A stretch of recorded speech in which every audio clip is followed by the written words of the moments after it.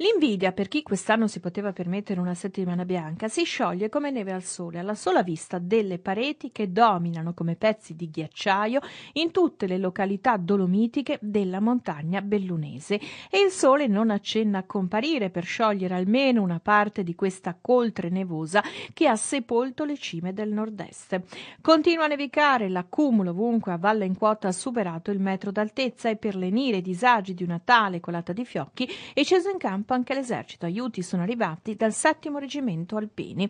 A Belluno la sala operativa dell'esercito è in collegamento diretto con il comando operativo interforze di Padova, mentre a Tadicadore è stato istituito un nucleo per il pronto intervento operativo, dove sono presenti mezzi cingolati per il trasporto di personale e materiale sui terreni nevati. The Big Snow questa volta è una denominazione che calza a pennello, un panorama ancora più intenso dello scorso 26 dicembre e ora come allora sono scattati inevitabili blackout. Se Cortina d'Ampezzo è stata graziata, forse anche perché dopo la nevicata di Santo Stefano tutti sono corsi ai ripari acquistando dei generatori, a Gordino, Cadore, Zoldo e Comelico sono stati al buio e al freddo.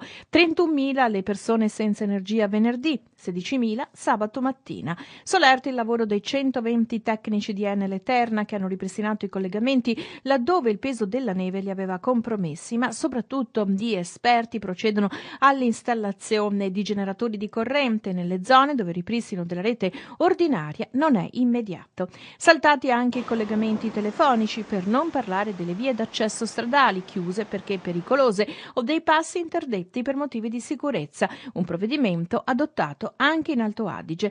Tra Rabba e Livinallongo la statale Alemagna non è transitabile verso Dobbiaco, una situazione difficile che però si verifica solo tra le cime venete e così i sindaci del Bellunese chiedono di poter fare come i cugini confinanti dell'Alto Adige, costruirsi delle centrali elettriche autonome capaci, in caso di blackout, di alimentare il singolo comune.